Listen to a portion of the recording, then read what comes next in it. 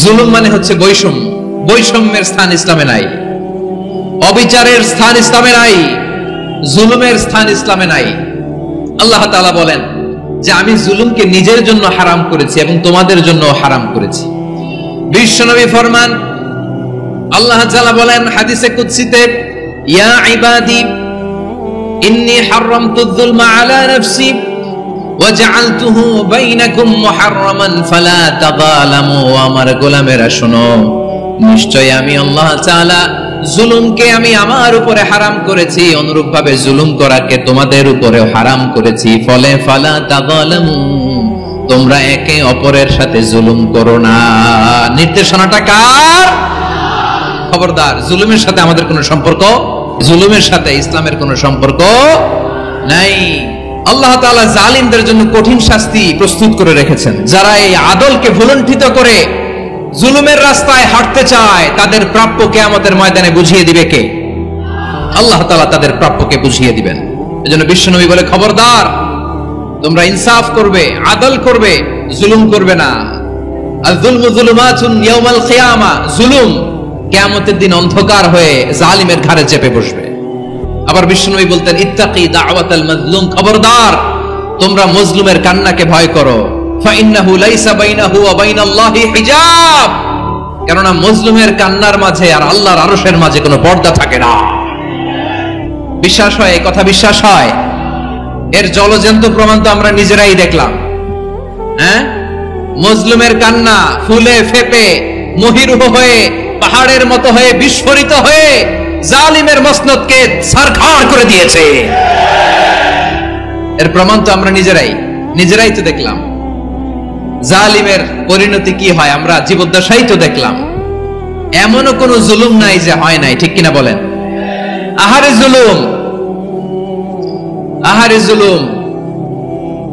Recently আয়নাঘরের কিছু ছবি প্রকাশিত হয়েছে সোশ্যাল মিডিয়ায়, দেখেছেন আপনারা? ছোট্ট একটা জায়গা, স্বাধীন মানুষকে প্রাণীর মতো, পাখির মতো খাঁচায় বন্দী করে রেখেছে। কখন দিন কখন রাত কিচ্ছু জানে না, কখন দিন কখন রাত কিছু জানে না। বছরের পর বছর কেটে গিয়েছে। এক্সট্রা জুডিশিয়াল কিলিং এর কোনো হিসাব নাই। বিচার বহির্ভূত হত্যা, এনফোর্স ডিসঅ্যাপিয়ারেন্স, গুম, যেটা সবচাইতে বড় মানবতা বিরোধী অপরাধ। কত মানুষ যে গুম হয়েছে তার কোনো ইয়ত্তা নাই। যেই ফ্যামিলির সদস্য গুম হয়েছে, তারা কি ওই লোকটার জন্য মাগফিরাতের দোয়া করবে নাকি সুস্বাস্থ্যের দোয়া করবে তারা নিজেরাও জানতো না। কারণ জানে না ও বেঁচে আছে না মরে গেছে।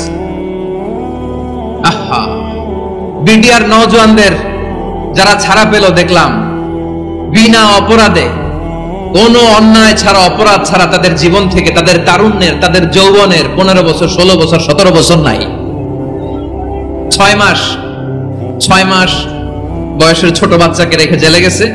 6 মাসের মেয়ে বেরোয় দেখে মেয়ের বয়স 17 বছর। মেয়ে বাবারে চিনে না, বাবা মেয়েরে চিনে না। মেয়েকে এখন বিয়ে দিয়ে আরেক ছেলের হাতে তুলে দিবে। মেয়ের শৈশব বাবা দেখে নাই, মেয়ের কৈশোর বাবা দেখে নাই, মেয়ের তারুণ্য দেখে নাই। আরেক যুবককে দেখলাম 14 বছরের 14 দিনের সংসার, 2 সপ্তাহের সংসার শেষে জেলে গেছে। কত যুবকের যে স্ত্রী চলে গিয়েছে ফ্যামিলি ছেড়ে, কারণ জানে না তো কবে আসবে, কি হবে, কেউ জানতো না। দাম্পত্য জীবনের মাত্র 14 দিনের স্মৃতি, এই স্মৃতিকে আঁকড়ে ধরে এক বোন 16টা বছর 17টা বছর কাটিয়ে দিয়েছে। আমি নিউজটা দেখে ভাবলাম, আমার এই বোনের প্রতিটি দিন কিভাবে কেটেছে, প্রতিটি রাত কিভাবে কেটেছে, প্রতিটি ক্ষণ কিভাবে কেটেছে। বিশ্বনবী বলেছেন, ইত্তাকি দাওয়াতাল মাজলুম ফাইন্না লাইসা বাইনাহু ওয়া বাইনাল্লাহি হিজাব। মাজলুমের কান্নাকে ভয় করো, কারণ মাজলুমের কান্না আর আল্লাহর মাঝে কোনো পর্দা থাকে না। আমরা আর এরকম কোন জুলুম বাংলাদেশে দেখতে চাই না। জোরে বলেন ঠিক কিনা? আর কেউ নতুন করে জালিম হোক আপনারা চান? আবার নতুন করে কেউ ফ্যাসিস্ট হোক আপনারা চান? এক দল আরেক দলকে নিশ্চিহ্ন করার রাজনীতিতে মেতে উঠুক, এটা আপনারা চান? আমরা বাংলাদেশকে আদল দিয়ে সাজাতে চাই। আমরা এই 56,000 বর্গ মাইলের প্রতিটা ইঞ্চি মাটিকে কোরআনের আইন দিয়ে সাজাতে চাই। রাজি আছেন আপনারা? কারা কারা রাজি দেখান হাত তুলে আল্লাহকে।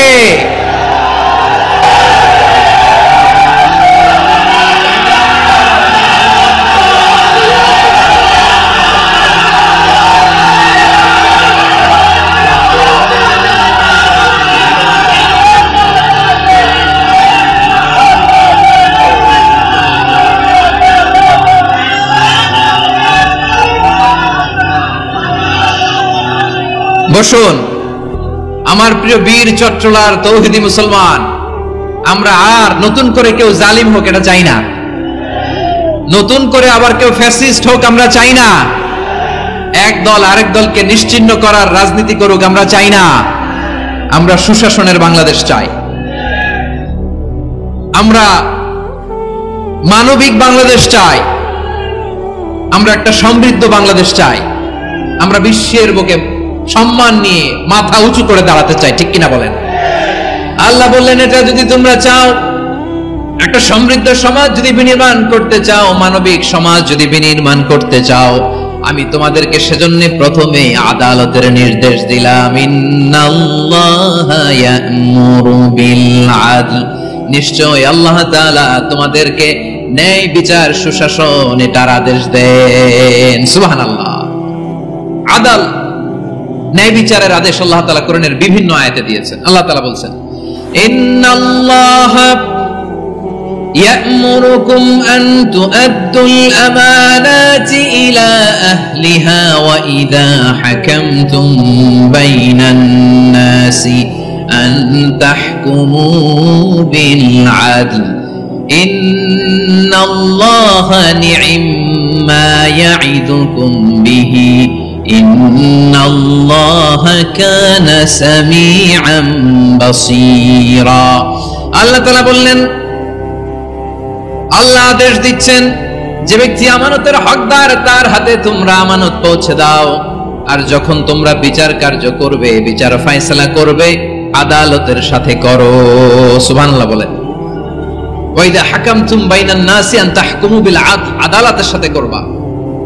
আল্লাহ তাআলা বলেন যারা জাজ হবে, বিচারক হবে, তাদের যদি বাদী বিবাদীর কারোর সাথে শত্রুতা থাকে, কারোর সাথে যদি কোনো ধরনের রেশারেশি থাকে, আল্লাহ বলেন বিচার কার্য করতে যে ওই শত্রুতা রেশারেশির কারণে আদালতের বাইরে যে অবিচার করে বিচার করো না।